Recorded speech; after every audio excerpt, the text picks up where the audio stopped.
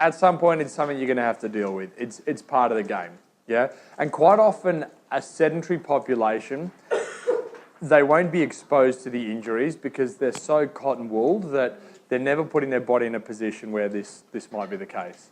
Now, I would much rather have a couple of niggles and be non-diabetic and have excellent resting blood glucose levels and high bone mineral density and live longer and happier and healthier than the alternative, okay? So sometimes the movement, again, becomes a diagnostic tool for an underlying dysfunction we may have, but it's good because it means that you guys can deal with this now when you're healthy and in the prime of your lives, as opposed to when you're being forced into a nursing home because you're not mobile, not ambulatory.